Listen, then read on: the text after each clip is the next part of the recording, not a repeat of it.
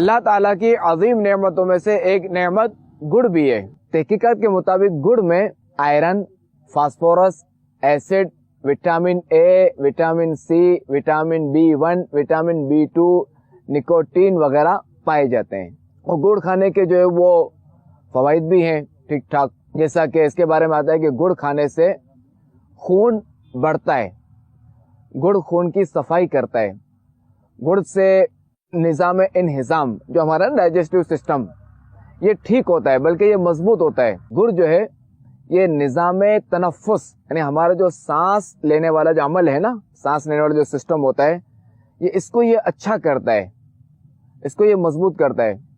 اسی طرح نظام انہضام جو ہمارا ڈائجسٹو سسٹم ہے، جسے کھانا وغیرہ ہضم ہوتا ہے، ہم جو کھاتے ہیں پیتے ہیں یہ جو ہضم ہوتا ہے، تو گڑ اس کو بھی مضبوط کرتا ہے۔ اسی طرح گڑ جگر کی صفائی کرتا ہے، گڑ جو ہے وہ کھانسی دور کرتا ہے، نزلہ زکام یہ بھی دور کرتا ہے، اور گڑ جو ہے بلغم ختم کرتا ہے۔ دیکھیں کہ چینی بھی میٹھی ہے، گڑ بھی میٹھا ہے، لیکن چینی کھانے سے وزن بڑھتا ہے جبکہ گڑ کھانے سے وزن نہیں بڑھتا۔ تو جو لوگ اپنا وزن کم کرنا چاہتے ہیں یا جو لوگ اسمارٹ رہنا پسند کرتے ہیں تو گڑ ان کے لیے اچھی چیز ہے۔ اسی طرح گڑ بلڈ پریشر، کہ بلڈ پریشر ہائی ہو تب بھی مسئلہ اور بلڈ پریشر لو ہو تب بھی مسئلہ، تو گڑ بلڈ پریشر نارمل کرتا ہے، کہ چونکہ اس میں پوٹاشیم وغیرہ ہوتا ہے جس سے بلڈ پریشر جو ہے نارمل رہتا ہے۔ اسی طرح گڑ کو اگر دودھ کے ساتھ لیا جائے، یعنی گڑ کا دودھ اگر بنا لیا جائے تو جو قبض وغیرہ ہوتی ہے، پرانی کانسٹیپیشن وغیرہ ہوتی ہے، یہ اس میں بھی یہ مفید ہے۔ گڑ کو اگر گرم دودھ میں ڈال کر استعمال کیا جائے تو جوڑوں کا درد یہ بھی ٹھیک ہوتا ہے۔ گڑ بہترین انرجی بوسٹر ہے۔ اگر آپ فوری طاقت چاہتے ہیں، فوری توانائی چاہتے ہیں، کوئی کام کرنا ہے آپ نے، بعض لوگ جو انرجی ڈرنکس لیتے ہیں ان کے نقصانات بھی ہیں۔ گڑ کے انرجی بوسٹر آپ لیں گڑ، انشاءاللہ الکریم جو ہے وہ آپ کے اندر طاقت آئے گی۔ سردیاں گڑ کا سیزن ہے، یعنی گڑ جو ہے سردیوں ہی میں بنتا ہے، یہ چونکہ گنا یہ سردیوں میں پیدا ہوتا ہے، اس کی گنے کی کٹائی جو وہ سردیوں میں ہوتی ہے اور سردیوں ہی میں یہ سارا پروسیجر ہوتا ہے۔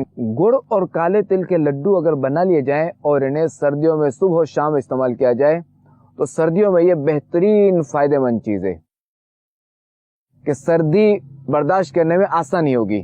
کھانا کھانے کے بعد بعض لوگ جو ہے وہ کچھ نہ کچھ سوڈا لیتے ہیں، کوئی کولڈ ڈرنک لیتے ہیں، کوئی کیا لیتا ہے کھانا ہضم کرنے کے لیے، تو گڑ بہترین دوا ہے۔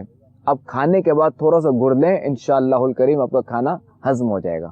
دیسی گڑ کہ جس کا ڈارک براؤن ہوتا ہے، جو اس میں جو رنگ کاٹ نہیں ہوتا، کہ یہ چمکدار نہیں ہوتا، تو اس کا استعمال زیادہ فائدہ مند ہے۔ اگرچہ کہ نظر آنے میں اچھا نہیں لگتا مگر ہے فائدہ اس کا زیادہ۔ گڑ کے اندر مٹھاس ہے، انسان کو چاہیے کہ اپنی باتوں میں، اپنے لہجے میں، اپنی عادات میں، اپنے اخلاق میں بھی مٹھاس لائے۔ گنا خود تو پس جاتا ہے مگر دوسروں کو نفع دیتا ہے۔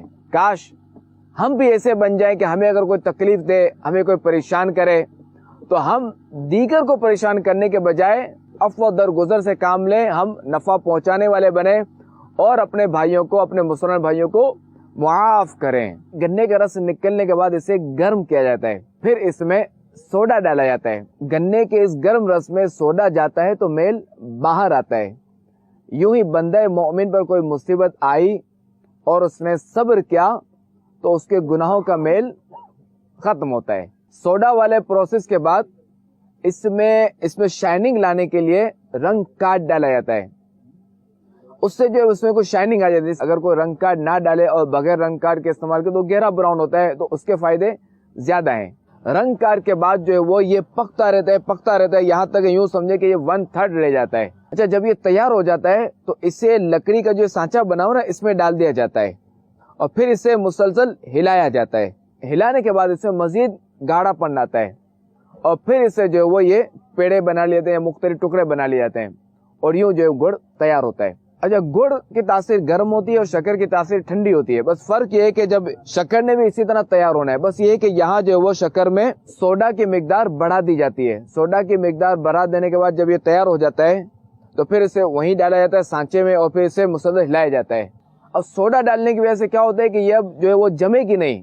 اللہ تعالیٰ نے دیکھے انسان کو کیسا ذہن دیا، کیسا عقل دی کہ ایک ہی چیز سے وہ کتنی چیزیں بنا لیتا ہے۔ بندے کو چاہیے کہ اپنی عقل کا صحیح استعمال کرے اور اللہ تبارک و تعالیٰ کا شکر ادا کرے. اور نعمتوں کا شکر ادا کرنے کا ایک طریقہ یہ بھی ہے کہ اس کی نافرمانی سے بچے. اللہ ہمیں اپنی نافرمانی سے بچائے.